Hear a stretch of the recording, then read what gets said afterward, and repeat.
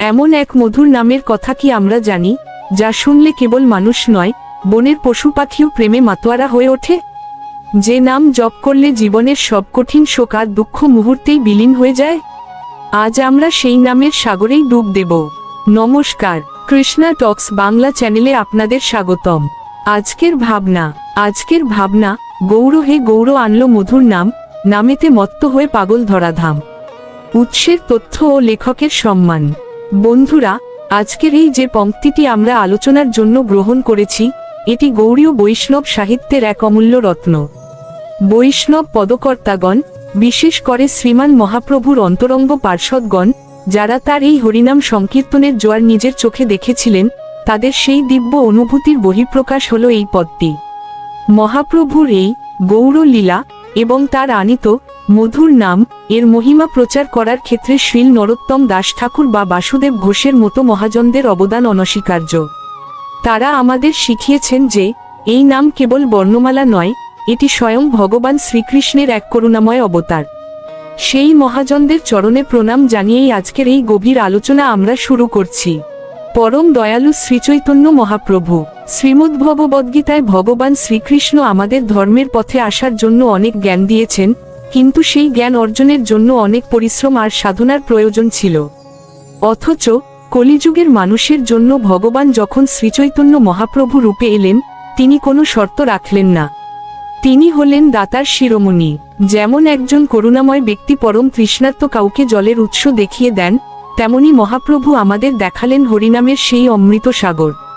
তিনি নিজের কোনো স্বার্থ ছাড়াই জগৎকে বিলিয়ে দিলেন এমন এক সম্পদ, যা লাভ করতে কোনো কঠিন তপশ্চর্যার প্রয়োজন হয় না। মধুর নামের অলৌকিক মিষ্টতা। জাগতিক বিষয় আশয় বা খাবারের স্বাদে আমাদের একসময় অরুচি আসে। আপনি পৃথিবীর সবথেকে দামি খাবারটি খেলেও একসময় আপনার পেট ভরে যাবে, আর ইচ্ছে করবে না। কিন্তু হরিনামের স্বাদ কেন আলাদা? শাস্ত্র একে বলেছে মধুরম মধুরম। এই নামের মাধুর্য হল এক অক্ষয় অমৃত। যতবার আপনি হরে কৃষ্ণ মহামন্ত্র উচ্চারণ করবেন, ততবারই এটি নতুন এক অনুভূতির সৃষ্টি করবে। যেমন অন্ধকার ঘরে একটি ছোট্ট প্রদীপ জ্বালালে পুরো ঘরটি নতুন রূপে ধরা দেয়, হরিনামও তেমনি আমাদের অন্তরে প্রবেশ করে, আমাদের পুরো জীবনকে মধুর করে তোলে। নামের নেশায় দিব্য উন্মাদনা। এই পৃথিবীতে মানুষ কত কিছুর নেশায় পাগল হয়ে আছে, কেউ ধনের নেশায়, কেউ পদের নেশায়। কিন্তু এই সব নেশাই আমাদের পতন ঘটায়। অথচ মহাপ্রভু আমাদের শেখালেন নামের নেশা। এটি এমন এক দিব্য উন্মাদনা যা মানুষকে পশু থেকে মানুষ, আর মানুষ থেকে দেবতায় রূপান্তরিত করে। এই পাগল হওয়া মানে বিচার বুদ্ধি হারিয়ে ফেলা নয়, বরং নিজের ক্ষুদ্র অহংকার আর তুচ্ছ জাগতিক স্বার্থকে ভুলে গিয়ে ভগবানের প্রেমে আত্মহারা হওয়া। একজন প্রেমিক যেমন তার প্রিয়জনের স্মরণে অন্য সবকিছু ভুলে যায়, ভক্ত তেমনি হরিনামের নেশায় মত্ত হয়ে নিজের অস্তিত্ব কৃষ্ণের চরণে উৎসর্গ করেন। নবদ্বীপ থেকে ধরাধাম, এক প্রেমের বিপ্লব। মহাপ্রভুর এই নামের ধারা কেবল নবদ্বীপের গঙ্গার তীরে সীমাবদ্ধ থাকেনি। তিনি যখন উচ্চৈশ্বরে সংকীর্তন শুরু করলেন, তখন সেই সুরের লহরী পুরো ধরাধামে অর্থাৎ এই পৃথিবীতে ছড়িয়ে পড়ল। এটি ছিল এক আধ্যাত্মিক বিপ্লব। জাতপাত, ধনী দরিদ্রের ভেদাভেদ ভুলে মানুষ একে অপরের হাত ধরে নেচে উঠেছিল। যেমন শরতের মেঘ থেকে ঝরে পড়া বৃষ্টি ধুলোমাখা ধরণীকে ধুয়ে পরিষ্কার করে দেয়, মহাপ্রভুর আনা এই মধুর নামও তেমনি কলিযুগের পাপতাপে দগ্ধ এই ধরাধামকে শান্তির প্রলেপে শান্ত করেছিল। বাঘ ও হরিণের মিলন, ঝাড়খণ্ডের অলৌকিক কাহিনী। আমরা মনে করি কৃষ্ণনাম করার অধিকার কেবল মানুষের আছে, কিন্তু মহাপ্রভু প্রমাণ করেছেন আত্মার কোনো জাত নেই, কোনো প্রজাতি নেই। তিনি যখন ঝাড়খণ্ডের গভীর অরণ্য দিয়ে যাচ্ছিলেন, তখন তার মুখের সুমধুর হরিনাম শুনে বাঘ আর হরিণ, যারা চিরশত্রু, তারাও একে অপরের গায়ে গা মিলিয়ে হরিনামে নৃত্য শুরু করেছিল। এই ঘটনাটি আমাদের শিক্ষা দেয় যে পরমেশ্বরের নাম কেবল কানে শুনলেই হৃদয়ের সব হিংসা বিদ্বেষ মুছে যায়। বনের পশুরা যদি এই নামের রসে মাতোয়ারা হতে পারে, তবে সৃষ্টির সেরা জীব হয়ে আমরা কেন এই অমূল্য নাম থেকে বঞ্চিত থাকব? নাম সংকীর্তনের নৃত্যের আধ্যাত্মিক রহস্য। মহাপ্রভুর ভক্তরা কেন হরিনামে বাহু তুলে নৃত্য করতেন? এটি কেবল আনন্দ প্রকাশ নয়, এটি একটি আত্মসমর্পণ। যখন মানুষ দুই হাত উপরে তুলে হরিধ্বনি দেয়, তখন সে জগৎকে জানায় যে হে নাথ, আমি নিঃস্ব, আমি তোমার চরণে ধরা দিলাম। যেমন বাতাস লাগলে গাছের প্রতিটি পাতা থরথর করে কাঁপে, ভক্তির হাওয়া যখন হৃদয় লাগে তখন ভক্তের দেহ স্থির থাকতে পারে না। এই পবিত্র নৃত্য দেহের প্রতিটি কোষকে ভগবানের স্মরণে পবিত্র করে তোলে। অদ্বৈত আচার্যের হৃদয়ভেদী আহ্বান। এই মধুর নাম ধরাধামে আসার পেছনে ছিল অদ্বৈত আচার্যের গভীর ব্যাকুলতা। জগৎ যখন অধর্মের অন্ধকারে ডুবে যাচ্ছিল, তখন তিনি গঙ্গার তীরে তুলসী আর গঙ্গাজল দিয়ে ভগবানকে ডুকরে ডেকেছিলেন। ভক্তের সেই চোখের জলই ভগবানকে বাধ্য করেছিল গৌররূপে নেমে আসতে। যেমন তৃষ্ণার্ত চাতক পাখি মেঘের এক ফোঁটা জলের জন্য আকাশের দিকে তাকিয়ে থাকে, অদ্বৈত আচার্যের সেই তৃষ্ণাই আমাদের জন্য হরিনামের বৃষ্টি বয়ে এনেছিল। নামের মাধ্যমে রিপু বিজয়। আমাদের ভেতরে কাম, ক্রোধ আর লোভের মতো যে রিপুগুলো আছে, সেগুলো আমাদের অশান্ত করে রাখে। শাস্ত্রে বলা হয়েছে, হরিনাম হলো সেই মহৌষধ যা এই রিপুগুলোকে শান্ত করতে পারে। যেমন লোহা আগুনে পুড়লে তার কলঙ্ক দূর হয়ে যায় এবং সে নমনীয় হয়, তেমনি নামের আগুনে মনের সব নোংরামি পুড়ে ছাই হয়ে যায়। নাম আমাদের শেখায় কিভাবে প্রতিকূল পরিস্থিতিতেও শান্ত থাকতে হয় এবং সবার মাঝে কৃষ্ণকে দর্শন করতে হয়। ভাগবতের প্রমাণ, চণ্ডালও হয় শ্রেষ্ঠ। শ্রীমদ্ভাগবতে বলা হয়েছে, যার জিহ্বায় হরিনাম নর্তন করে, সে যদি চণ্ডালকুলে অর্থাৎ অতি সাধারণ পরিবারেও জন্ম নেয়, তবুও সে সবথেকে বেশি সম্মানীয়। কেন? কারণ নাম জপকারী ব্যক্তি সরাসরি পরমাত্মার সংস্পর্শে থাকে। যেমন একটি ময়লা কয়লা যদি আগুনের সংস্পর্শে আসে তবে সে আগুনের মতোই উজ্জ্বল হয়ে ওঠে, ঠিক তেমনি হরিনাম গ্রহণকারী ব্যক্তি তার বংশ আর কুলকে ছাপিয়ে দিব্য জ্যোতির অধিকারী হন। জীবের প্রতি দয়া এবং নাম প্রচার। মহাপ্রভুর দর্শনের মূল ভিত্তি ছিল নামে রুচি ও জীবে দয়া। তিনি আমাদের শিখিয়েছেন শুধু নিজে নাম করলে হবে না, অন্যকেও এই আনন্দের অংশীদার করতে হবে। যেমন একজন কৃপণ লোক তার ধন লুকিয়ে রাখে, কিন্তু একজন দাতা তার সম্পদ সবার মাঝে বিলিয়ে দেয়। ভক্তের কর্তব্য হলো এই পরম ধনকে প্রতিটি মানুষের দ্বারে দ্বারে পৌঁছে দেওয়া। কারণ এই নামই পারে সমাজের সব হানাহানি আর হিংসা দূর করতে। নামের মাঝে পঞ্চতত্ত্বের শক্তি।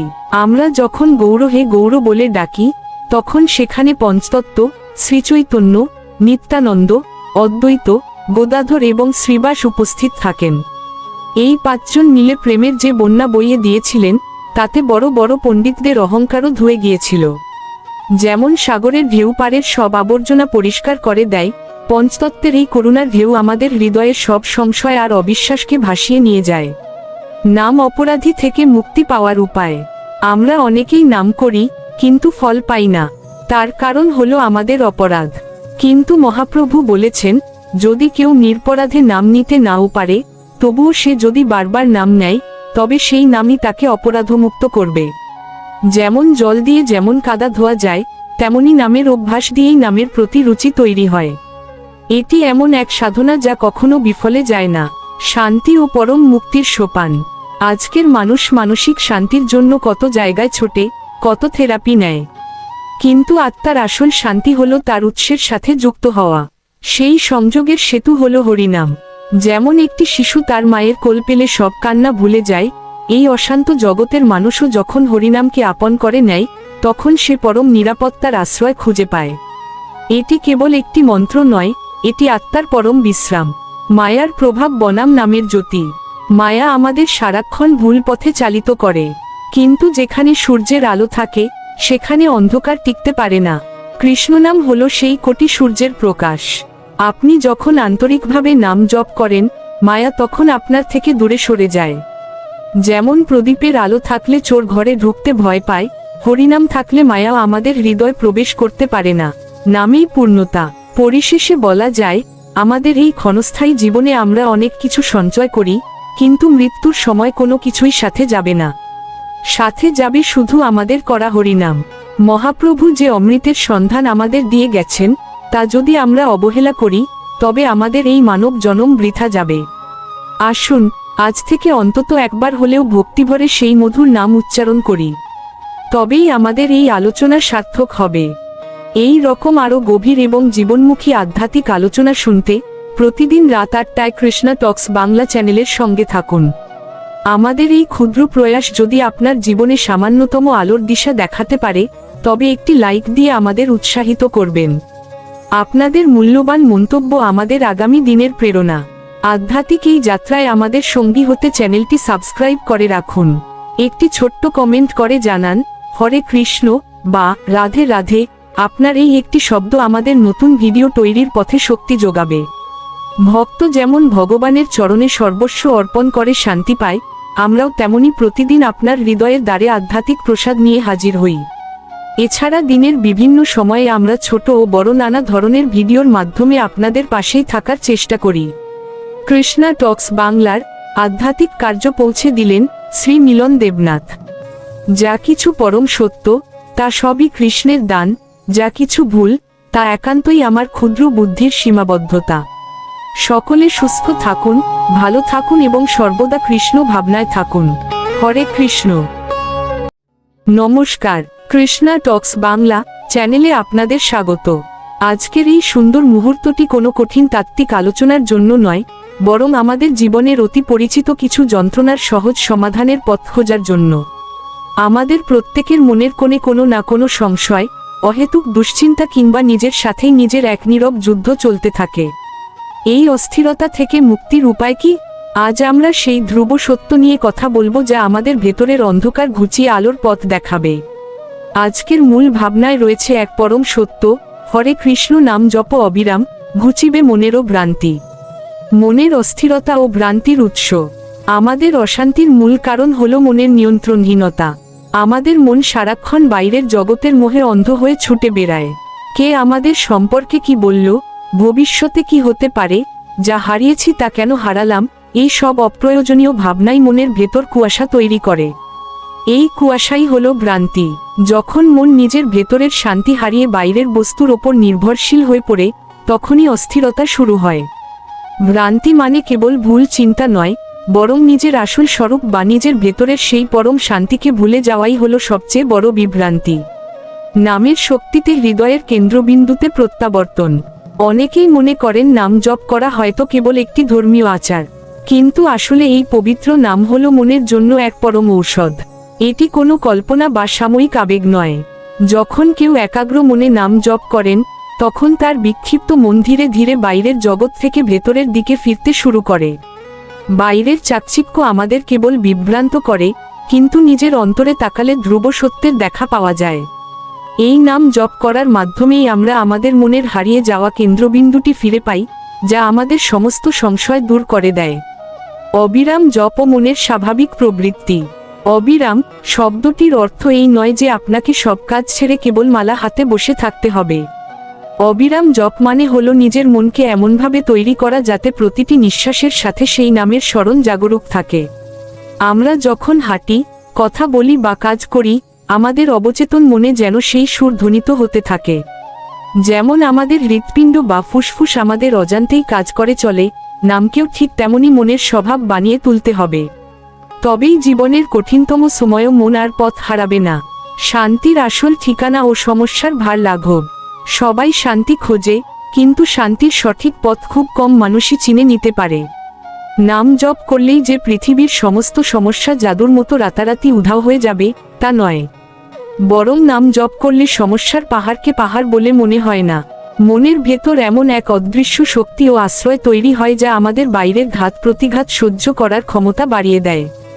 যখন আপনি নিজেকে একা মনে করেন না, যখন বিশ্বাস করেন যে সেই পরমেশ্বর আপনার সাথে আছেন, তখন জীবনের কোনো বোঝা আর ভারী মনে হয় না।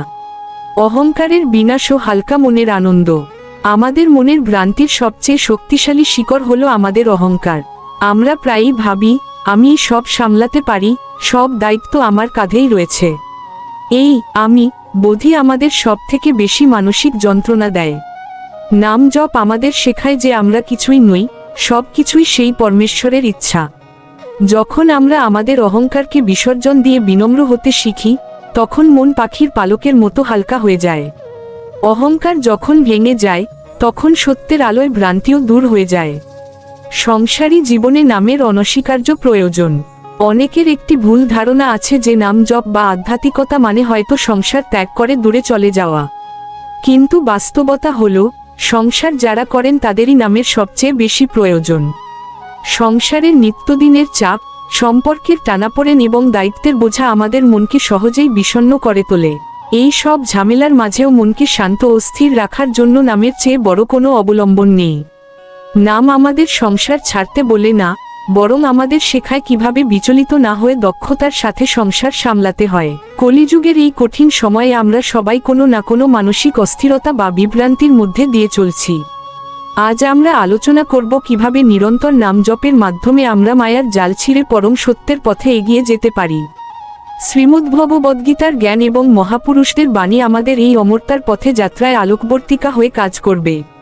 প্রতিদিন রাত সকাল ৮টায় আমাদের চ্যানেলের সঙ্গে থাকুন। আলোচনাটি ভালো লাগলে লাইক, কমেন্ট এবং সাবস্ক্রাইব করে আমাদের পরিবারের সদস্য হন। বেল আইকনটি প্রেস করে দিন যেন নতুন কোন ভিডিও মিস না হয়ে যায়। তাহলে আলোচনায় ফিরে আসি। কলিযুগের অন্ধকার ও নাম জপের আলোকবর্তিকা। শাস্ত্রে বলা হয়েছে, কলিযুগ হলো দোষের সাগর। এখানে মানুষের মন স্বাভাবিকভাবেই বিভ্রান্ত থাকে। এই অন্ধকারে হরিনাম হলো সেই প্রদীপের মতো যা আমাদের সঠিক পথ দেখায়। যখন আমরা অবিরাম নাম জপ করি, তখন অন্তরের অন্ধকার দূর হতে শুরু করে। নাম ও নামই অভিন্নতা। শাস্ত্রের মূল কথা হল, পরমেশ্বরের নাম আর তিনি নিজে আলাদা নন। আপনি যখন কৃষ্ণ নাম মুখে নেন, তখন স্বয়ং ভগবান আপনার জিহ্বায় নৃত্য করেন। এই অনুভূতিই মনের সমস্ত ভ্রান্তি দূর করার প্রথম ধাপ। জাগতিক মায়া ও মনের বিভ্রান্তি।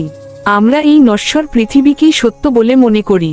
শ্রীমদ্ভগবদ্গীতায় বলা হয়েছে, এই মায়া পার হওয়া খুব কঠিন, কিন্তু যারা ভগবানের নামের আশ্রয় নেয় তারা খুব সহজেই এই মায়ার সমুদ্র পার হতে পারে। অনিত্য থেকে নিত্যের পথে যাত্রা। আমাদের মন যা কিছু পরিবর্তনশীল তার পেছনে ছোটে। নাম জপ আমাদের শেখায় কোনটি স্থায়ী আর কোনটি অস্থায়ী।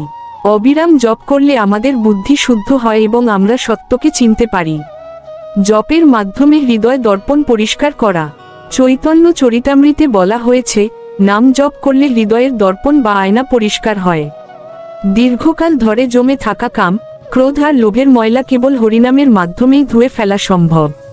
মনের অস্থিরতা দমনে নামের শক্তি। মন সবসময় চঞ্চল।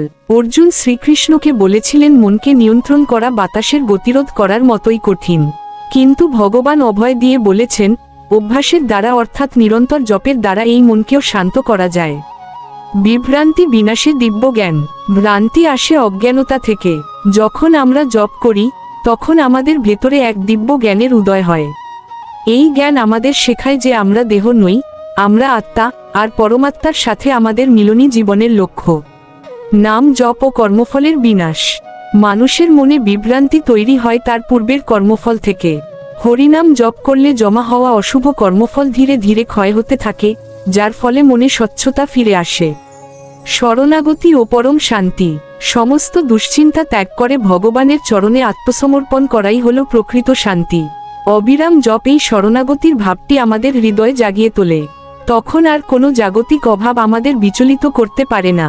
ভক্তির উদয় ও অমরতার পথ। এই জীবন অস্থায়ী, কিন্তু আত্মা অমর। যক্ষ ও যুধিষ্ঠিরের আলোচনায় আমরা জীবনের এই গভীর সত্যের আভাস পাই।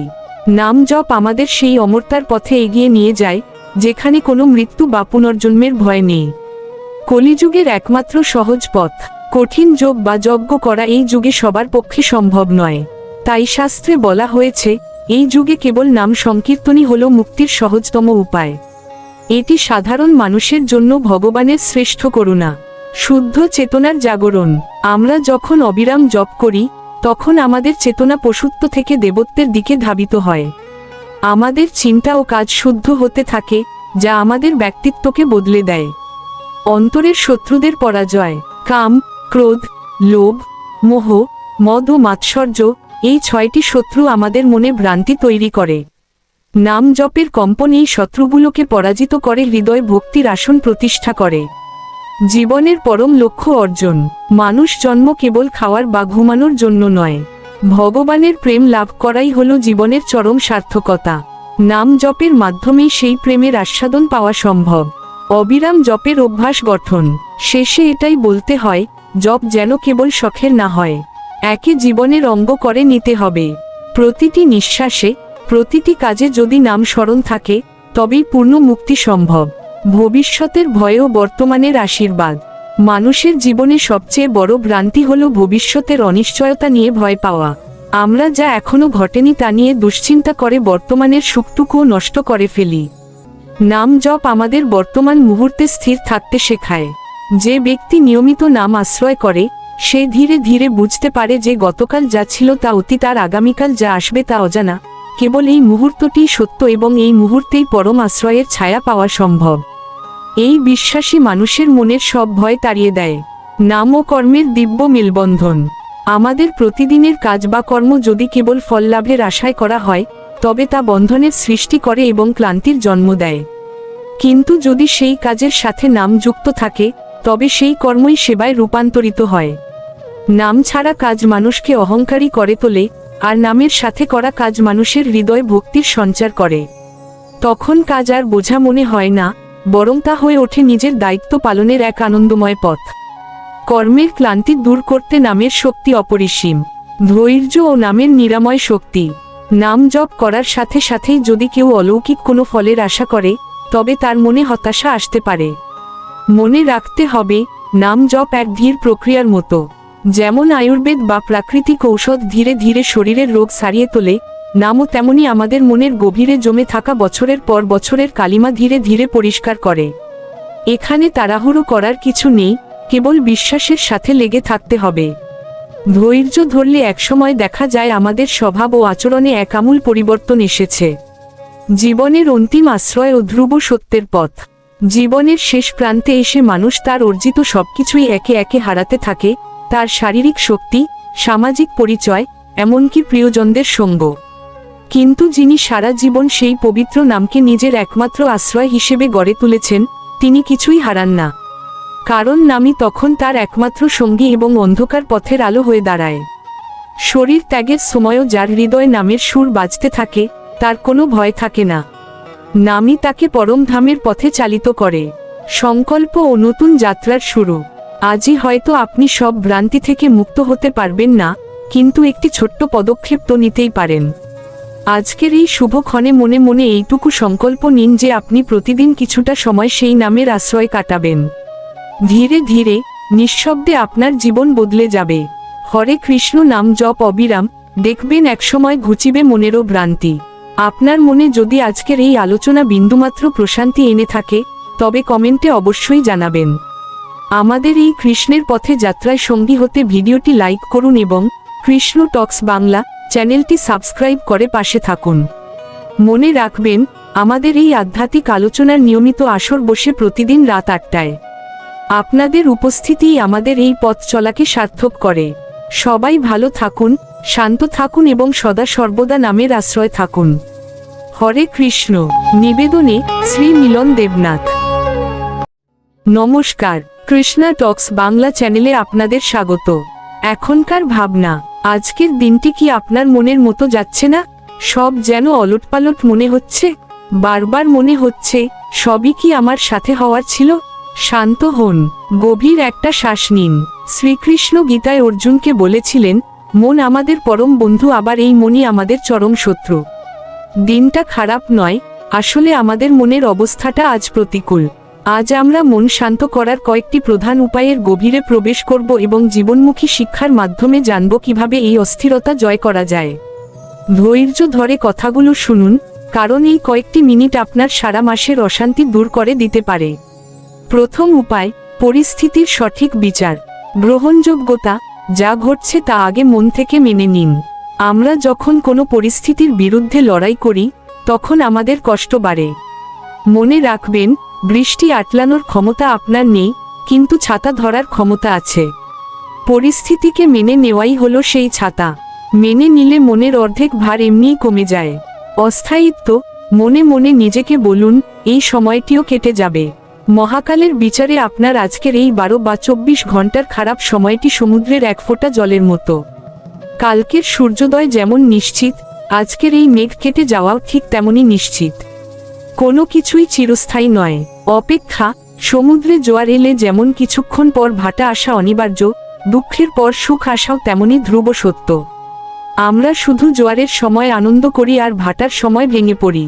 একটু ধৈর্য ধরে অপেক্ষা করুন, প্রকৃতির নিয়মেই আপনার জীবনে আবার জোয়ার আসবে। শিক্ষা। এই খারাপ পরিস্থিতিকে অভিশাপ না ভেবে নিজেকে প্রশ্ন করুন, এই সময়টা আমাকে কি শেখাতে চাইছে? হয়তো ভগবান আপনাকে আরো শক্তিশালী করতে চাইছেন, অথবা আপনাকে কোনো বড় বিপদের হাত থেকে বাঁচাতে ছোট একটা ধাক্কা দিয়েছেন। প্রতিটি আঘাতের আড়ালে একটি শিক্ষা লুকিয়ে থাকে। তুলনা বন্ধ। সোশ্যাল মিডিয়ায় অন্যের হাসিমুখ দেখে নিজের জীবনের সাথে তুলনা করবেন না। অন্যের অন্দরমহলের খবর আপনি জানেন না। আপনার প্লেটের ডাল ভাত যদি অন্যের বিরিয়ানির সাথে তুলনা করেন, তবে নিজের খাবারের তৃপ্তি হারাবেন। নিজের জীবনকে নিজের মতো করে ভালোবাসতে শিখুন। অহংকার ত্যাগ। আমরা ভাবি সবকিছু আমাদের নিয়ন্ত্রণে, কিন্তু সত্যি বলতে মহাবিশ্বের খুব সামান্য অংশই আমাদের হাতে। যখনই আমরা ভাবি আমি সব করছি আর সেটা সফল হয় না, তখনই আমরা ভেঙে পড়ি। এই আমি ভাবটা ত্যাগ করে সারথি হিসেবে কৃষ্ণের হাতে রিমোট কন্ট্রোলটা ছেড়ে দিন। বর্তমান, কাল কি হবে বা গতকাল কি হয়েছে, এই দুশ্চিন্তাই আজকের দিনটাকে নষ্ট করে। আগামীকালের চিন্তা কালকের জন্য তুলে রাখুন। আজকের এই মুহূর্তটি, এই এখনকার সময়টুকু আপনি কিভাবে শান্তিতে কাটাতে পারেন, শুধু সেটুকুই ভাবুন। ক্ষুদ্র জয়। দিনটা যতই খারাপ যাক, ছোট ছোট ভালো কাজের দিকে নজর দিন। হয়তো আজ আপনি কাউকে এক গ্লাস জল দিয়েছেন বা কোনো ছোট প্রাণীকে খাবার দিয়েছেন। এই ছোট ভালো কাজগুলোই বড় বড় দুঃখকে ঢেকে দেওয়ার ক্ষমতা রাখে। দৃষ্টিভঙ্গি। সমস্যাকে পাহাড়ের মতো ভাবলে আপনি ছোট হয়ে যাবেন, কিন্তু সমস্যাকে যদি একটি সিঁড়ি ভাবেন, তবে আপনি সেই সিঁড়ি বেয়ে উপরে উঠতে পারবেন। আপনার দৃষ্টিভঙ্গির পরিবর্তনই আপনার জীবনের মান পরিবর্তন করে দেবে। বিশ্রাম। মন যখন খুব উত্তাল থাকে, তখন জোর করে কোনো সিদ্ধান্ত নেবেন না। কিছুক্ষণ নীরব থাকুন। প্রয়োজনে চোখ বন্ধ করে এক জায়গায় বসে থাকুন। এই নিস্তব্ধতাই আপনার মনের সব আবর্জনা পরিষ্কার করে দেবে। দ্বিতীয় উপায়, কর্ম ও সেবার মাধ্যমে মুক্তি। ফলের আশা ত্যাগ। গীতার সারকথা হল, কর্ম করো কিন্তু ফলের চিন্তা করো না। আপনি আপনার কাজটুকু সততার সাথে করে যান। ফল কি হবে, লোকে কি বলবে, এসব চিন্তা যখনই ছাড়বেন, তখনই দেখবেন আপনার কাজের মান বেড়ে গেছে এবং মন শান্ত হয়েছে। অন্যকে সাহায্য।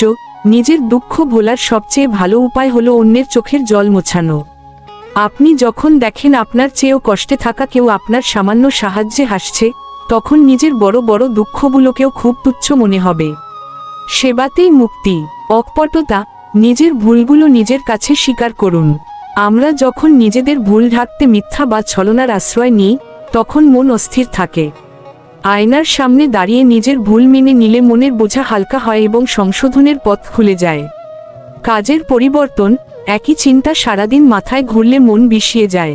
কাজ পরিবর্তন করুন। একটু গান শুনুন, ডায়েরি লিখুন বা বাগান করুন। সৃজনশীল কাজ মনের বিষাক্ত ভাব দূর করে, নতুন প্রাণশক্তি যোগায়। অহিংসা ও ধৈর্য। দিন খারাপ গেলে মেজাজ খিটখিটে হওয়া স্বাভাবিক, কিন্তু সাবধান, রাগের মাথায় কাউকে কটু কথা বলবেন না। আপনার বলা এক মুহূর্তের কথা সারা জীবনের অনুশোচনা হয়ে দাঁড়াতে পারে। রাগের সময় চুপ থাকাই হলো শ্রেষ্ঠ প্রতিকার। সন্তোষ। আপনার যা আছে তার দিকে তাকান। কোটি কোটি মানুষের মাথার ওপর ছাদ নেই, দুবেলা অন্ন নেই। আপনি অন্তত সুস্থ আছেন, কথা বলতে পারছেন, এই সন্তুষ্টিই আপনার মনের অশান্তি দূর করার চাবিকাঠি। প্রকৃতির সান্নিধ্য। মানুষের তৈরি দেয়ালের চেয়ে ভগবানের তৈরি প্রকৃতি অনেক বেশি প্রশান্ত। একটি গাছের নিচে বসা বা খোলা আকাশের দিকে তাকিয়ে থাকা আমাদের মস্তিষ্কের জটিলতা দূর করে দেয়। প্রকৃতির সাথে মিশে যাওয়ার চেষ্টা করুন। শৃঙ্খলিত জীবন। বিছানাটা অগোছালো, ঘরটা নোংরা, এসব ছোট জিনিসও মনকে অস্থির করে। নিজের চারপাশটা একটু গুছিয়ে নিন। কাজগুলো ছোট ছোট ভাগে ভাগ করে শেষ করুন। শৃঙ্খলা এলে মনে শৃঙ্খলাও ফিরে আসে। ক্ষমা। ক্ষমা করা মানে অন্যকে জিতিয়ে দেওয়া নয়, বরং নিজের মন থেকে ঘৃণার বিষ বের করে দেওয়া। যারা আপনাকে কষ্ট দিয়েছে, তাদের কৃষ্ণের ওপর ছেড়ে দিন আর নিজেকে শান্ত রাখতে তাদের ক্ষমা করে দিন। কর্তব্য পালন। পরিস্থিতি যাই হোক, নিজের নৈতিক কর্তব্য থেকে সরে যাবেন না। আপনি যখন জানেন আপনি সঠিক পথে আছেন, তখন বাইরের কোনো ঝড় আপনাকে বেশিক্ষণ অস্থির রাখতে পারবে না। সত্যের পথে থাকাই পরম শান্তি। তৃতীয় উপায়, আধ্যাত্মিক আত্মসমর্পণ। নাম জপ। কলিযুগে মন শান্ত করার শ্রেষ্ঠ অস্ত্র হল হরে কৃষ্ণ মহামন্ত্র। যখনই মন খারাপ হবে, জপমালা নিয়ে বা মনে মনে নাম জপ শুরু করুন। নামের কম্পন আপনার হৃদয়ের সব কলুষতা ধুয়ে মুছে পরিষ্কার করে দেবে। মৌনতা পালন, যখন ভেতরটা খুব বেশি চিৎকার করে তখন বাইরের জগৎ থেকে নিজেকে সরিয়ে নিয়ে কিছুক্ষণ মৌন থাকুন। মুখ বন্ধ রাখলে মনের কোলাহল ধীরে ধীরে স্তিমিত হয়ে আসে। মৌনতা কেবল চুপ থাকা নয়, এটি অন্তরের শক্তি সঞ্চয়ের একটি পথ। নিজের বন্ধু হওয়া। আমরা প্রায়ই অন্যের প্রতি খুব দয়ালু হই, কিন্তু নিজের প্রতি কঠোর। দিনটি খারাপ যাচ্ছে বলে নিজেকে দোষ দেবেন না। একজন ভালো বন্ধু যেমন বিপদে পাশে দাঁড়ায়, আপনিও আজ নিজের কাঁধে হাত রেখে বলুন, ঠিক আছে, আমি তোমার সাথে আছি। প্রত্যাশা বর্জন। আমাদের বেশিরভাগ দুঃখ আসে মানুষের কাছ থেকে কিছু পাওয়ার আশা করলে। মনে রাখুন, মানুষ আপনাকে কেবল সেটুকুই দিতে পারে যা তার সামর্থ্যে আছে। যখন আপনি কারো কাছে কিছু আশা করবেন না, তখন কোনো খারাপ ব্যবহারই আপনাকে বিচলিত করতে পারবে না। অতীতের বোঝা ত্যাগ, ফেলে আসা দিনের ভুল বা কষ্টকে আজ বয়ে বেড়াবেন না। যা হয়ে গেছে তা মৃত। আজকের দিনটি একটি নতুন সাদা কাগজের মতো, তাতে নতুন করে লিখুন।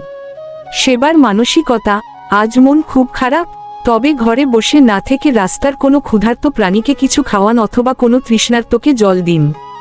আপনার সামান্য দয়া যখন অন্য কারো মুখে হাসি ফোটাবে, তখন আপনার নিজের ভেতরের অন্ধকারটা এক নিমেষেই কেটে যাবে। শরীর ও মনের সংযোগ। মন খারাপ থাকলে শরীরও অলস হয়ে যায়। তাই জোর করে একটু হাঁটুন বা স্নান করে পরিচ্ছন্ন পোশাক পরুন। শরীরের সতেজতা মনের ওপর ইতিবাচক প্রভাব ফেলে। নিজেকে সচল রাখলে নেতিবাচক চিন্তা জাঁকিয়ে বসতে পারে না। কৃষ্ণের লীলা চিন্তা। মনে করুন মহাভারতের কথা। পাণ্ডবদের কি দিন খারাপ যায়নি? তারা কি বনবাসে কষ্ট পাননি? কিন্তু তারা শ্রীকৃষ্ণকে ছাড়েননি। তাদের জীবনের সেই সব কালো দিনগুলো ছিল আসলে জয়ের আগের প্রস্তুতি। আপনার আজকের দিনটিও হয়তো আপনার বড় কোনো বিজয়ের প্রস্তুতি মাত্র। অল্পে সন্তুষ্টি। আজ হয়তো বড় কিছু হারিয়েছেন, কিন্তু দেখুন কত কিছু এখনো আপনার কাছে আছে। আপনার চোখ দুটো ভালো আছে, আপনি শ্রবণ করতে পারছেন, আপনার হৃৎপিণ্ড চলছে। এই মহামূল্যবান সম্পদগুলো থাকার জন্য একবার হাত জোর করে কৃতজ্ঞতা জানান। নেতিবাচক সঙ্গ ত্যাগ। এমন কারো সাথে আজ কথা বলবেন না যারা কেবল অভিযোগ করে বা আপনাকে নিরাশ করে। পরিবর্তে কোনো উৎসাহমূলক বই পড়ুন বা ভক্তদের সঙ্গ করুন। মনের ক্ষত সারাতে হলে পরিবেশটাকেও পজিটিভ রাখা খুব জরুরি।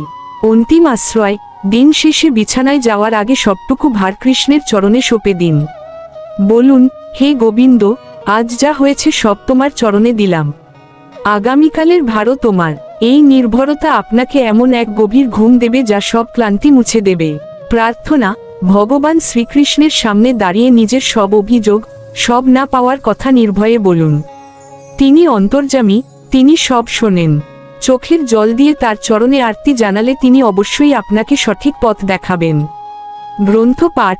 গীতা বা ভাগবতের একটি পাতা বা একটি শ্লোক মন দিয়ে পড়ুন। দেখবেন, সেখানে আপনার আজকের সমস্যার কোনো না কোনো উত্তর লুকিয়ে আছে। শাস্ত্রীয় জ্ঞান আমাদের বিভ্রান্ত মনকে অন্ধকার থেকে আলোয় নিয়ে আসে। বিশ্বাস। দৃঢ় বিশ্বাস রাখুন যে কৃষ্ণ আপনাকে কখনো একা ছাড়বেন না। তিনি আপনার পিতা, মাতা ও পরম বন্ধু। তিনি যা করছেন, হয়তো এখন বুঝতে পারছেন না, কিন্তু ভবিষ্যতে দেখবেন এর মধ্যেই আপনার মঙ্গল লুকিয়েছিল। মায়ার প্রভাব। জগৎটা একটি রঙ্গমঞ্চ মাত্র। এখানে আমরা সবাই অভিনেতা। আজকের এই দুঃখ সেই অভিনয়ের অংশ। মায়াকে চিনতে পারলে আপনি আর মায়ার জালে ফেসে কাঁদবেন না। জগৎকে ভগবানের লীলা হিসেবে দেখুন। সাধুসঙ্গ। এমন মানুষের সাথে কথা বলুন যারা ভক্তিপথে আছেন। ভক্তদের সঙ্গ করলে মনের নেতিবাচক চিন্তা দূর হয় এবং ভগবানের প্রতি অনুরাগ বৃদ্ধি পায়। ভালো আলোচনার প্রভাবে মন দ্রুত শান্ত হয়। পূজা ও সেবা। ভগবানের বিগ্রহের দিকে কিছুক্ষণ একদৃষ্টিতে তাকিয়ে থাকুন। তার প্রসাদ গ্রহণ করুন। তার সেবায় নিজেকে নিয়োজিত করলে জাগতিক সব দুঃখ তুচ্ছ মনে হতে শুরু করবে। সেবা মনকে কোমল ও শান্ত করে। স্মরণ। সব সময় মনে রাখুন, কৃষ্ণ আপনার হৃদয়ে বসে আছেন। আপনি একা নন। পরমেশ্বর আপনার সাথে আছেন জানলে কোনো ভয় বা কোনো খারাপ পরিস্থিতি আপনাকে দমাতে পারবে না। তিনি আছেন, তাই সব ঠিক হয়ে যাবে। কৃতজ্ঞতা। দিনটি খারাপ গেলেও আপনি শ্বাস নিচ্ছেন, আপনি বেঁচে আছেন। কত মানুষ আজকের দিনটি দেখতেই পায়নি। এই বেঁচে থাকার জন্য ভগবানের কাছে কৃতজ্ঞতা জানান। কৃতজ্ঞ মন কখনো দীর্ঘক্ষণ অশান্ত থাকতে পারে না। শেষ কথা হলো, তব ইচ্ছাই পূর্ণ হোক। নিজেকে সম্পূর্ণভাবে শ্রীকৃষ্ণের চরণে অর্পণ করুন। যখন আপনি নিজেকে তার যন্ত্র হিসেবে ভাববেন, তখন আপনার আর কোনো টেনশন থাকবে না। সারথি যেখানে কৃষ্ণ, সেখানে পরাজয়ের কোনো ভয় নেই। শান্ত হন, গভীর শ্বাস নিন। কৃষ্ণ আপনাকে একা ছেড়ে দেননি। আজকের এই আলোচিত বিষয়গুলো যদি আপনি উপলব্ধি করেন, তবে কোনো খারাপ দিনই আপনাকে দমাতে পারবে না। আপনার দিনটি শ্রীকৃষ্ণের কৃপায় আনন্দময় হয়ে উঠুক। আলোচনাটি আপনাদের কেমন লাগলো তা আমাদের জানাতে ভুলবেন না। মনে রাখবেন, প্রতিদিন রাত 8টায় আমাদের কৃষ্ণা টক্স বাংলা চ্যানেলে শাস্ত্রভিত্তিক ও আধ্যাত্মিক কোনো না কোনো বিষয়ে গুরুত্বপূর্ণ আলোচনা হয়। তাই নিয়মিত আমাদের সাথে যুক্ত থাকতে চ্যানেলটি লাইক দিন, সাবস্ক্রাইব করুন এবং পাশের বেল আইকনটি বাজিয়ে দিন। আপনার একটি শেয়ারের মাধ্যমে হয়তো অন্য কোনো অশান্ত মন আজ শান্তির দিশা খুঁজে পাবে। তাই প্রিয় বন্ধুদের সাথে এই ভিডিওটি শেয়ার করে দিন। ভালো থাকবেন, সুস্থ থাকবেন। শ্রীকৃষ্ণের চরণে এই নিবেদন পেশ করলেন আপনাদেরই একান্ত প্রিয় শ্রী মিলন দেবনাথ। হরে কৃষ্ণ। নমস্কার, কৃষ্ণা টক্স বাংলা চ্যানেলে আপনাদের স্বাগত। আজকের আলোচনার শিরোনাম, কে ছিলে আমার বলো না তুমি। আমরা প্রায়ই অনুভব করি, জীবনে জাগতিক প্রাচুর্য থাকা সত্ত্বেও হৃদয়ের এক নিভৃত কোণে এক গভীর শূন্যতা বিরাজ করে। চারপাশটা যেন এক মায়ার কুয়াশায় ঢাকা। হাজারো মানুষের ভিড়েও মনে হয় কেউ আমাদের প্রকৃত রূপ দেখছে না, কেউ আমাদের অন্তরের হাহাকারটুকু বুঝছে না। ঠিক তখনই হৃদয়ের গহীন থেকে বেরিয়ে আসে সেই চিরন্তন আরতি, কে ছিলে আমার বলো না তুমি। অচেনা পথের চেনা সারথি। জীবনের এই দীর্ঘ পথচলায় আমরা কত মানুষের সঙ্গ পাই। কেউ বন্ধু হয়ে আসে, কেউ আত্মীয় হয়ে। কিন্তু দিনশেষে যখন আমরা আয়নার সামনে দাঁড়াই, তখন এক অব্যক্ত একাকিত্ব আমাদের গ্রাস করে। এই একাকিত্ব আসলে আমাদের আত্মার সেই আদি বন্ধুর জন্য হাহাকার, যাকে আমরা ভুলে গিয়েছি। তিনি আমাদের অচেনা পথের সেই চেনা সারথি, যিনি অনাদিকাল ধরে আমাদের সাথে আছেন, কিন্তু আমরা তাকে চিনতে পারছি না। স্মৃতির দর্পণে হারানো সম্পর্ক। আমরা যখন বলি, কে ছিলে আমার, তখন আসলে আমরা আমাদের অবচেতন মনের সেই হারানো স্মৃতির দর্পণে তাকাতে চাই। আধ্যাত্মিক মতে, প্রতিটি আত্মা পরমাত্মার অংশ। সৃষ্টির শুরুতে আমরা তারই ছিলাম। সেই আদি বিচ্ছেদের বেদনা আমাদের প্রতিটি জন্মের অতৃপ্তির মূল কারণ। জগতের কোনো বস্তু বা ব্যক্তি সেই অভাব পূরণ করতে পারে না, যা কেবল তার সান্নিধ্যেই সম্ভব। মায়ার আবরণ ও সত্যের অন্বেষণ। মায়ার এই সংসার আমাদের চোখে এক রঙিন চশমা পরিয়ে রেখেছে। এই চশমা দিয়ে আমরা যা দেখি, তাকেই সত্য বলে ভ্রম করি। কিন্তু এই মায়ার আবরণ যখনই একটু আলগা হয়, তখনই আমাদের মনে বৈরাগ্যের উদয় হয়। আমরা প্রশ্ন করতে শুরু করি, আমি কে, আমার প্রকৃত আপনকে। এই অন্বেষণই হলো সত্যের পথে প্রথম পদক্ষেপ। অন্তরাত্মার মৌন সংলাপ। আমাদের অন্তরাত্মা প্রতিনিয়ত পরমাত্মার সাথে এক মৌন সংলাপে লিপ্ত থাকে। আমরা যখন প্রার্থনা করি, তখন আসলে আমরা সেই হারানো সংযোগটি পুনরুদ্ধার করার চেষ্টা করি। কে ছিলে আমার, এই আকুতি আসলে কোনো পার্থিব মানুষের প্রতি নয়, বরং সেই পরম সত্তার প্রতি এক করুণ নিবেদন, যিনি আমাদের অন্তরের প্রতিটি স্পন্দন অনুভব করেন। জাগতিক মোহের ঊর্ধ্বে শাশ্বত প্রেম। জগতের প্রেম নশ্বর এবং শর্তসাপেক্ষ, কিন্তু ভগবানের প্রেম অহৈতুকী এবং শাশ্বত। তিনি আমাদের দোষ ত্রুটি সব জেনেও আমাদের ভালোবাসেন। যখন আমরা জাগতিক মোহের চোরাবালিতে আটকে যাই, তখনই তার সেই নিঃস্বার্থ প্রেমের কথা মনে পড়ে। তিনি আমাদের কেবল ছিলেন না, তিনি আছেন এবং চিরকাল থাকিবেন। দুঃখের আলোয় আত্মদর্শন। মানুষ সাধারণত সুখের সময় ভগবানকে ভুলে যায়, কিন্তু দুঃখ যখন আসে, তখন জীবনের অন্তঃসার শূন্যতা প্রকট হয়ে ওঠে। এই দুঃখ আসলে আমাদের চোখের মনি পরিষ্কার করে দেয়, যাতে আমরা তাকে দেখতে পাই। দুঃখের সেই ঘন অন্ধকারে দাঁড়িয়ে যখন আমরা বলি, কে ছিলে আমার, তখনই হৃদয়ে এক অপার্থিব আলোর আভাস পাওয়া যায়। অতলান্ত বিরহের আধ্যাত্মিক দহন। আমাদের হৃদয়ে যে অকারণ হাহাকার জন্ম নেয়, তা আসলে আধ্যাত্মিক বিরহের বহিঃপ্রকাশ। এই বিরহ জাগতিক কোনো বিচ্ছেদ নয়, বরং পরমাত্মার থেকে জীবাত্মার বিচ্ছিন্ন হওয়ার বেদনা। যখন আমরা সেই প্রিয়তমকে খুঁজে পাই না, তখনই আমাদের আত্মা কেঁদে ওঠে। এই দহনই আমাদের হৃদয়ের ময়লা পুড়িয়ে পরিষ্কার করে দেয় এবং আমাদের ভগবানের নিকটবর্তী করে তোলে। চেনা পৃথিবীতে অচেনা আগন্তুক।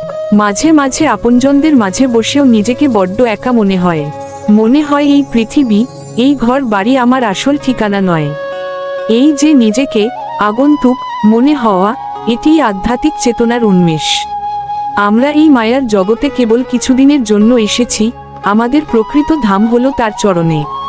তাই এই একাকিত্ব আসলে আমাদের ঘরমুখ হওয়ার সংকেত। প্রকৃতির প্রতিটি স্পন্দনে তার উত্তর। যখন আমরা প্রশ্ন করি, কে ছিলে আমার, তখন প্রকৃতিও যেন তার পাতায় পাতায়, বাতাসের হিল্লোলে সেই উত্তর দিয়ে যায়। ভোরের সূর্যোদয় থেকে শুরু করে রাতের তারা, সবই তার অস্তিত্বের জানান দেয়। আমরা মায়ার ঘোরে অন্ধ বলে তার হাতের ছোঁয়া অনুভব করতে পারি না, অথচ তিনি প্রকৃতির প্রতিটি ধূলিকণায় আমাদের জন্য তার প্রেমের স্বাক্ষর রেখে গিয়েছেন। অতীত জন্মের বিস্মৃত সখ্যতা। শ্রীকৃষ্ণ গীতায় বলেছেন, আমাদের অনেক জন্ম অতিবাহিত হয়েছে। সেই অসংখ্য জন্মের কোনো এক পর্যায়ে আমরা হয়তো তার পরম ভক্ত বা সখা ছিলাম।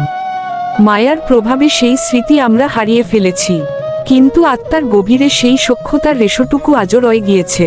তাই কোনো কারণ ছাড়াই যখন তার জন্য মন কাঁদে, বুঝতে হবে তা সেই প্রাচীন স্মৃতিরই এক আকুল ডাক। জাগতিক ছলনা ও ধ্রুব সত্য। জগৎ আমাদের বারবার মিথ্যা প্রতিশ্রুতি দেয়। সম্পদ, পদমর্যাদা বা পার্থিব ভালোবাসা, সবই এক সময় আমাদের ছেড়ে চলে যায়। এই ছলনা যখন আমাদের হৃদয় ভেঙে দেয়, তখনই আমরা সত্যের সন্ধান করি। সেই ভগ্ন হৃদয়েই শ্রীকৃষ্ণ তার আসন পাতেন।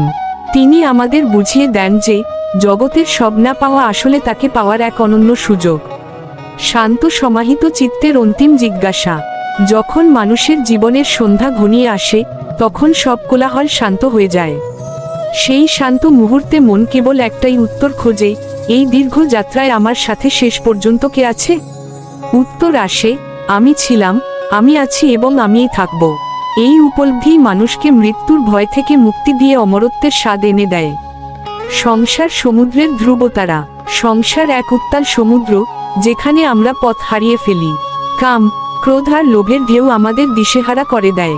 সেই অন্ধকারে, কে ছিলে আমার, এই আরতিটি ধ্রুবতারা হয়ে আমাদের পথ দেখায়। আমরা বুঝতে পারি, এই ঝড়ের মাঝেও কেউ একজন আমাদের নৌকার হাল ধরে আছেন, যিনি আমাদের কোনোদিন ডুবতে দেবেন না। মৌন ভক্তির অলৌকিক টান। সব সময় উচ্চস্বরে নাম সংকীর্তন বা পূজা করলেই তাকে পাওয়া যায় না। কখনো কখনো গভীর নীরবতায়, হৃদয়ের কোণে যখন কোনো শব্দ থাকে না, তখন তার টান অনুভব করা যায়। এই মৌন ভক্তিই হলো সবচেয়ে শক্তিশালী। যখন ভাষা শেষ হয়ে যায়, তখন থেকেই তার সাথে আমাদের প্রকৃত কথোপকথন শুরু হয়। ভ্রান্তি বিনাশে জ্ঞানের আলোকপাত। মায়া আমাদের এমনভাবে ঘিরে রাখে যে আমরা দেহকেই আত্মা বলে মনে করি। শ্রীকৃষ্ণ তার দিব্য জ্ঞানের মাধ্যমে আমাদের এই ভ্রান্তি দূর করেন। তিনি দেখান যে শরীর নশ্বর, কিন্তু আমাদের সাথে তার যে সম্পর্ক, তা অবিনশ্বর। এই জ্ঞান যখন হৃদয়ে উদিত হয়, তখন কে ছিলে আমার প্রশ্নের উত্তরটি মধুর অনুভবে পরিণত হয়। চিরন্তন আশ্রয়ের পরম আশ্বাস। সবশেষে আমাদের এই ব্যাকুলতার অবসান ঘটে তার চরণে আশ্রয় লাভের মাধ্যমে। তিনি গীতায় আশ্বাস দিয়েছেন, মা শুচ, অর্থাৎ শোক করো না। তিনি আমাদের চিরন্তন পিতা, মাতা, সুহৃদ এবং গতি। এই আশ্বাস যখন আমরা হৃদয়ে ধারণ করি, তখন আর কোনো শূন্যতা থাকে না। আমরা পূর্ণতা পাই তার অনন্ত প্রেমে। কর্মফল ও সম্পর্কের বিবর্তন। আমাদের এই জীবনের প্রতিটি সম্পর্ক কর্মফলের সূত্রে বাঁধা। কেউ আমাদের ঋণ শোধ করতে আসে, কেউ ঋণ নিতে। কিন্তু কৃষ্ণ হলেন এমন এক পরমাত্মা, যার সাথে আমাদের কোনো দেনা পাওনা নেই, আছে কেবল ভালোবাসার সম্বন্ধ। তাই জগতের সম্পর্কের বিবর্তনের মাঝেও তার সাথে আমাদের সম্বন্ধটি স্থির ও অবিচল। নিভৃত হৃদয় কৃষ্ণের বাসী। সংসারের কোলাহলে আমরা হৃদয়ের সেই সূক্ষ্ম ধ্বনি শুনতে পাই না, কিন্তু যখন মন শান্ত হয়, তখন নিভৃত হৃদয় সেই অলৌকিক বাঁশির সুর বেজে ওঠে। সেই সুর আমাদের মনে করিয়ে দেয় যে আমরা এই মর জগতের নই, আমরা সেই গোলকধাম বা নিত্যধামের যাত্রী। সেই সুরের টানেই আমাদের প্রাণ কেঁদে ওঠে, কে ছিলে আমার বলো না তুমি। অমরত্বের সন্ধানে ব্যাকুল আত্মা। মানুষ মরণশীল, কিন্তু তার তৃষ্ণা অমরত্বের জন্য। এই অমরত্বের তৃষ্ণাই প্রমাণ করে যে আমরা অমৃতের সন্তান। এই নশ্বর পৃথিবীতে আমরা অবিনশ্বর কাউকে খুঁজি। সেই অবিনশ্বর সত্তাই হলেন শ্রীকৃষ্ণ। তার চরণে আশ্রয় পাওয়াই হলো আমাদের এই ব্যাকুলতার শেষ গন্তব্য। সমর্পণের শান্তিতে পরম প্রাপ্তি। সবশেষে যখন আমরা আমাদের সমস্ত অহংকার এবং জিজ্ঞাসাকে তার চরণে সমর্পণ করি, তখন আর কোনো প্রশ্ন অবশিষ্ট থাকে না। তখন কে ছিলে আমার, এই প্রশ্নটি প্রেমাশ্রু হয়ে ঝরে পড়ে। আমরা বুঝতে পারি তিনি কেবল আমাদের অতীতেই ছিলেন না, তিনিই আমাদের একমাত্র বর্তমান এবং তিনিই আমাদের অনন্ত ভবিষ্যৎ। মায়ার পর্দা সরিয়ে অমরত্বের এই পথে আমাদের যাত্রা হোক আনন্দময়। আজকের এই ভাবনা যেন আপনার জীবনের অন্ধকার মুহূর্তে ধ্রুবতারা হয়ে পথ দেখায়। আমাদের চ্যানেলের এই আধ্যাত্মিক আলোচনাগুলো যদি আপনার ভালো লাগে, তবে ভিডিওটিতে একটি লাইক দিবেন এবং আপনার মূল্যবান মতামত কমেন্টে জানাতে ভুলবেন না। আগামী দিনে এমন আরও আধ্যাত্মিক আলোচনা পেতে আমাদের চ্যানেলটি সাবস্ক্রাইব করে পাশে থাকবেন। মনে রাখবেন, প্রতিদিন রাত 8টায় এই চ্যানেলে বিভিন্ন ধর্মীয় ও আধ্যাত্মিক বিষয়ে ভিডিও আপলোড করা হয়। আশা করি প্রতিদিন রাত 8টার আলোচনা শুনতে আপনারা একদমই ভুলবেন না। সবাই ভালো থাকুন, সুস্থ থাকুন। হরে কৃষ্ণ। শ্রী মিলন দেবনাথ। নমস্কার, কৃষ্ণা টক্স বাংলা চ্যানেলে আপনাদের স্বাগতম। আজকের ভাবনা, মৃত্যুর পর আত্মা কোথায় যায়। গরুড় পুরাণের ভয়ঙ্কর ও বিস্ময়কর তথ্য অনুযায়ী আজকের আলোচনা। জীবন আছে যেখানে, মৃত্যু সেখানে ধ্রুব সত্য। আমরা সারা জীবন ঘর বাড়ি, টাকা পয়সা এবং সম্পর্কের মায়ায় আবদ্ধ থাকি, কিন্তু একদিন এই নশ্বর দেহ ত্যাগ করে আমাদের এক অজানা পথে যাত্রা করতে হয়।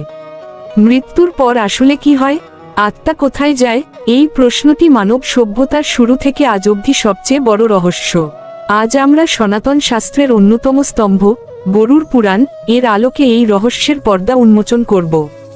এই আলোচনাটি কেবল ভয় দেখানোর জন্য নয়, বরং জীবনকে সঠিক পথে চালিত করার এক আধ্যাত্মিক নির্দেশিকা।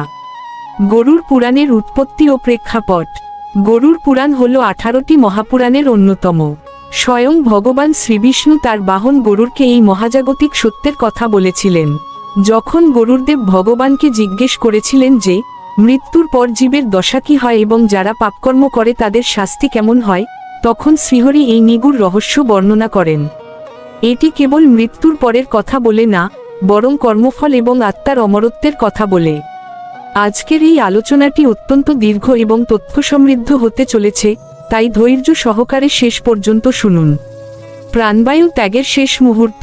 মৃত্যু যখন শিয়রে আসে, তখন মানুষের পঞ্চপ্রাণ বিকল হতে শুরু করে। গরুড় পুরাণে বলা হয়েছে, মৃত্যুর ঠিক আগে মানুষের বাকশক্তি হারিয়ে যায় এবং সে তার সারা জীবনের সমস্ত কর্মকাণ্ড একটি চলচ্চিত্রের মতো চোখের সামনে দেখতে পায়। এই সময় যারা সারা জীবন পুণ্যকর্ম করেছেন, তাদের মুখমণ্ডল শান্ত থাকে, কিন্তু যারা পাপাস্ত, তাদের চোখে মুখে এক চরম আতঙ্কের ছাপ ফুটে ওঠে। যমদূতদের উপস্থিতি তারা অনুভব করতে শুরু করে এবং এক গভীর নিঃসঙ্গতা তাদের ঘিরে ধরে। যমদূতের আগমন ও আত্মার আতঙ্ক। পাপী ব্যক্তিদের দেহ থেকে প্রাণ ছিনিয়ে নিতে যমরাজ দুজন ভয়ঙ্কর দূত পাঠান। গরুড় পুরাণে তাদের বর্ণনা অত্যন্ত লোমহর্ষক। তাদের গায়ের রং মেঘের মতো কালো, তাদের চোখ আগুনের গোলার মতো এবং হাতে থাকে যমপাশ। আত্মা যখন শরীর ত্যাগ করতে অস্বীকার করে, তখন যমদূতরা পাশ দিয়ে আত্মাকে টেনে বের করে আনে। এই দৃশ্যটি কল্পনা করলেও শরীর শিউরে ওঠে। কিন্তু যারা পরম বৈষ্ণব বা ধার্মিক, তাদের নিতে আসেন স্বয়ং বিষ্ণুদূতরা, যাদের কান্তি অত্যন্ত স্নিগ্ধ ও জ্যোতির্ময়। বৈতরণী নদী ও প্রথম যাত্রা। দেহ ত্যাগের পর আত্মাকে যমলোকে নিয়ে যাওয়ার পথে পার হতে হয় বৈতরণী নদী। গরুড় পুরাণে এই নদীর বর্ণনা দেওয়া হয়েছে অত্যন্ত বীভৎসভাবে। এই নদীটি পুজ, রক্ত এবং অস্থিতে পূর্ণ। যারা পৃথিবীতে গোদান বা দান ধ্যান করেননি, তাদের জন্য এই নদী পার হওয়া অসম্ভব হয়ে পড়ে। উত্তপ্ত বালুকারাশি এবং অন্ধকার পথে আত্মাকে হাঁটিয়ে নিয়ে যাওয়া হয়। এই যাত্রায় আত্মা তার কৃতকর্মের জন্য হাহাকার করতে থাকে, কিন্তু তখন আর ফেরার কোনো পথ থাকে না। যমপুরীর বিচার ও চিত্রগুপ্তের খাতা। দীর্ঘ 47 দিনের যাত্রা শেষে আত্মা পৌঁছায় যমরাজের দরবারে। সেখানে কর্মের বিচারক চিত্রগুপ্তের কাছে প্রতিটি মানুষের পাপ ও পুণ্যের পুঙ্খানুপুঙ্খ হিসাব থাকে। চিত্রগুপ্তের সেই অগ্নিকুণ্ড নামক খাতায় আমাদের গোপনতম চিন্তাগুলোও নথিভুক্ত থাকে। সেখানে কোনো মিথ্যা কথা বা ওকালতি চলে না। প্রতিটি কর্মের জন্য সেখানে জবাবদিহি করতে হয়। যমরাজ তখন কর্ম অনুযায়ী সেই আত্মাকে স্বর্গ, নরক অথবা পুনরায় মর্ত্যালোকে জন্মানোর আদেশ প্রদান করেন। পিণ্ড দান ও তৃপ্তির গুরুত্ব। শাস্ত্রে বলা হয়েছে, মৃত্যুর পর মৃত ব্যক্তির উদ্দেশ্যে যে পিণ্ডদান করা হয়, তা আত্মার পরবর্তী যাত্রার পাথেয়। যদি কোনো সন্তান তার পিতামাতার পিণ্ডদান না করে, তবে সেই আত্মা ক্ষুধার্ত ও তৃষ্ণার্ত অবস্থায় যমলোকে ঘুরে বেড়ায়। এই পিণ্ডদান আত্মাকে যমলোকের দীর্ঘ পথ অতিক্রম করার শক্তি যোগায়। আমাদের মনে রাখতে হবে, কেবল দেহ পুড়িয়ে দিলে দায়িত্ব শেষ হয় না, পারলৌকিক ক্রিয়া সঠিকভাবে সম্পন্ন করা আত্মার শান্তির জন্য একান্ত প্রয়োজন। নরকের বিভিন্ন স্তর ও শাস্তির বিধান। গরুড় পুরাণে 28 প্রকার নরকের বর্ণনা দেওয়া হয়েছে। যারা পরধন হরণ করে, অন্যের ক্ষতি করে কিংবা গুরুজনদের অপমান করে, তাদের জন্য আলাদা আলাদা শাস্তির ঘর রয়েছে। যেমন তামিশ্র নরক, অন্ধতামিশ্র নরক। সেখানে উত্তপ্ত তেলে ভাজা থেকে শুরু করে তীক্ষ্ণ অস্ত্রের আঘাত, প্রতিটি পাপের জন্য নির্দিষ্ট যন্ত্রণা ভোগ করতে হয়। এই বর্ণনাগুলো আমাদের মনে করিয়ে দেয় যে, জগতের আইনকে ফাঁকি দেওয়া গেলেও ঈশ্বরের বিচারকে ফাঁকি দেওয়া অসম্ভব। প্রেত লোক ও প্রেত যোনির দশা। সব আত্মা সরাসরি নরক বা স্বর্গে যায় না। যাদের অকাল মৃত্যু হয় কিংবা যাদের কামনা বাসনা অত্যন্ত প্রবল থাকে, তারা প্রেত লোকে আটকা পড়ে। এরা না পায় কোনো শরীর, না পায় শান্তি। বাতাস থেকে তারা আহার গ্রহণ করে এবং তৃষ্ণায় ছটফট করে। যারা অন্যের হক মেরে খায় বা বিশ্বাসঘাতকতা করে, তাদের এই প্রেত যোনিতে দীর্ঘদিন থাকতে হয়। এই অবস্থা থেকে মুক্তির একমাত্র পথ হল শ্রীকৃষ্ণের নাম সংকীর্তন ও গীতা পাঠ। পাপীর দণ্ড ও পুনর্জন্মের চক্র। নরকের শাস্তি ভোগ করার পর সেই আত্মা আবার মর্ত্যালোকে ফিরে আসে। তবে সে আবার মানুষ হয়ে জন্মাবে কিনা, তা নির্ভর করে তার অবশিষ্টাংশ কর্মফলের ওপর। অনেক সময় আত্মাকে পশু, পাখি বা বৃক্ষ যোনিতে জন্ম নিতে হয়। গরুড় পুরাণে বলা হয়েছে, 84 লক্ষ যোনি ভ্রমণ করার পর ভাগ্যক্রমে আবার মনুষ্য জন্ম পাওয়া যায়। তাই এই দুর্লভ জন্মকে কেবল ভোগবিলাসে নষ্ট করা উচিত নয়। পুণ্যবানের স্বর্গযাত্রা। যারা সারাজীবন নিঃস্বার্থ সেবা, পূজা এবং ধর্মের পথে চলেছেন, তাদের যমলোকে কোনো কষ্ট ভোগ করতে হয় না। তারা নন্দন কাননের শীতল ছায়ায় স্বর্গের সুখ ভোগ করেন। সেখানে তাদের সেবা করার জন্য অপ্সরারা থাকে এবং তারা দেবতার মতো জীবন যাপন করে। তবে মনে রাখতে হবে, স্বর্গের সুখ স্থায়ী নয়। পুণ্য শেষ হয়ে গেলে আবার পৃথিবীতে ফিরে আসতে হয়। পরনিন্দার পরিণাম ও আধ্যাত্মিক শিক্ষা। গরুড় পুরাণে বিশেষ জোর দেওয়া হয়েছে জিহ্বার ব্যবহারের ওপর। যারা পরনিন্দা করে বা মিথ্যা সাক্ষ্য দেয়, যমলোকে তাদের জিহ্বায় যমদূতরা তীক্ষ্ণ হুল ফুটিয়ে দেয়। মানুষের দোষ খোঁজার চেয়ে নিজের দোষ সংশোধন করাই হলো প্রকৃত সাধনা। আমরা যদি আজ থেকেই নিজেদের শুধরে না নিই, তবে মৃত্যুর পর অনুশোচনা ছাড়া আর কিছুই অবশিষ্ট থাকবে না। স্ত্রী ও পুরুষের কর্তব্যের অবহেলা। সংসার জীবনে স্বামী স্ত্রীর একে অপরের প্রতি যে কর্তব্য রয়েছে, তার অবহেলা করলেও যমলোকে কঠোর দণ্ড পেতে হয়। বিশেষ করে যারা সতীত্ব নষ্ট করে বা অধার্মিক পথে চলে, তাদের জন্য লোহশ্লাকা নামক যন্ত্রণাদায়ক শাস্তির কথা বলা হয়েছে। এই পুরাণ আমাদের একটি শৃঙ্খলাবদ্ধ ও নীতিবান সমাজ গঠনে সাহায্য করে। কেন গরুড় পুরাণ কেবল শ্রাদ্ধবাড়িতে পাঠ করা হয়? একটি ভুল ধারণা আছে যে গরুড় পুরাণ কেবল অমঙ্গলজনক বা শ্রাদ্ধের সময় পাঠ্য। আসলে এই পুরাণ আমাদের জীবনকে পবিত্র করতে শেখায়। মৃত্যুর কথা স্মরণে থাকলে মানুষ পাপ করতে ভয় পায়। এই পুরাণের আলোচনা আমাদের অহংকার চূর্ণ করে এবং আমাদের বিনম্র হতে শেখায়। এটি শোকসন্তপ্ত পরিবারকে আত্মার অমরত্ব বুঝিয়ে সান্ত্বনা দান করে। মুক্তি বা মোক্ষ লাভের একমাত্র পথ। স্বর্গ বা নরক উভয়ই জন্ম মৃত্যুর চক্রের অংশ, কিন্তু এই চক্র থেকে চিরস্থায়ী মুক্তির নামই হল মোক্ষ। শ্রীকৃষ্ণ গীতায় বলেছেন, যারা তার চরণে সম্পূর্ণ আত্মসমর্পণ করে, তারা আর এই জগতরূপী মায়ার ফাঁদে ফিরে আসে না। গরুড় পুরাণেও বিষ্ণুভক্তির মহিমা গাওয়ানো হয়েছে। নাম সংকীর্তনই কলিযুগের পরম ওষুধ। শ্রাদ্ধ ও তর্পণের বৈজ্ঞানিক ভিত্তি। অনেকে মনে করেন শ্রাদ্ধ একটি কুসংস্কার, কিন্তু গরুড় পুরাণ বলে, শক্তির রূপান্তর ঘটে মাত্র পিণ্ডদানের মাধ্যমে। যে মন্ত্রোচ্চারণ হয়, তার কম্পন ভাইব্রেশন আত্মার কাছে পৌঁছে যায়। এটি একটি সূক্ষ্ম বিজ্ঞান যা আমাদের পূর্বপুরুষদের সাথে আমাদের সংযোগ স্থাপন করে এবং তাদের আশীর্বাদ আমাদের জীবনে সমৃদ্ধি আনে। অকাল মৃত্যু ও তার কারণ। শাস্ত্র মতে, মানুষের পরমায়ু তার কর্মের দ্বারা নিয়ন্ত্রিত হয়। যারা অতিমাত্রায় অনাচারী বা আত্মঘাতী, তাদের অকাল মৃত্যু ঘটে। অকাল মৃত্যুতে আত্মাকে দীর্ঘকাল প্রেত যোনিতে থাকতে হয়, কারণ তার নির্ধারিত সময়ের আগে শরীর নষ্ট হয়ে যায়। তাই জীবনকে রক্ষা করা এবং ধর্মের পথে চলা প্রতিটি মানুষের কর্তব্য। বৈকুণ্ঠ ধামের হাতছানি। যমলোক ও স্বর্গের ঊর্ধ্বে হল বৈকুণ্ঠ ধাম। যারা শ্রীহরিকে হৃদয়ে ধারণ করে প্রাণত্যাগ করে, তাদের কোনো বিচার বা নরক নেই। তারা সরাসরি ভগবানের নিত্যধামে পৌঁছে যায়। সেখানে দুঃখ নেই, জরা নেই, কেবল আনন্দ। গরুর পুরাণের শেষ শিক্ষা হল পার্থিব সুখে মজে না থেকে কৃষ্ণের চরণে মতি স্থির করা। আজকের ভাবনার নির্যাস। এতক্ষণের আলোচনায় আমরা বুঝলাম যে মৃত্যু কোনো শেষ নয়, বরং এটি একটি নতুন অধ্যায়ের শুরু। আমাদের কর্মই আমাদের পথ নির্ধারণ করে। জগতের সুখ আসলে ফাঁকি, কারণ মৃত্যুর পর কেবল আমাদের কর্মই সঙ্গী হয়, অন্য কিছুই আমাদের সাথে যাবে না। সুপ্রিয় দর্শক, মৃত্যুর পর আত্মা কোথায় যায়? গরুর পুরাণের এই দীর্ঘ আলোচনা যদি আপনার মনে সামান্য হলেও ধর্মভাব জাগাতে পারে, তবেই আমাদের শ্রম সার্থক। জীবন ক্ষণস্থায়ী, তাই আজই ঘৃণা, হিংসা ও অধর্ম ত্যাগ করে প্রেমের পথে চলুন। ভিডিওটি ভালো লাগলে লাইক দিয়ে শেয়ার করুন যাতে অন্যরাও এই সত্য জানতে পারে। আপনাদের কোনো প্রশ্ন থাকলে কমেন্টে জানান। মনে রাখবেন, আমাদের পরবর্তী আলোচনা প্রকাশিত হবে প্রতিদিন রাত 8টায়। ভুল ত্রুটি হলে ক্ষমাসুন্দর দৃষ্টিতে দেখবেন। ভালো থাকুন, কৃষ্ণ চিন্তায় থাকুন। হরে কৃষ্ণ। ভগবান শ্রীকৃষ্ণের চরণে একান্ত আশ্রয়। শ্রী মিলান দেবনাথ।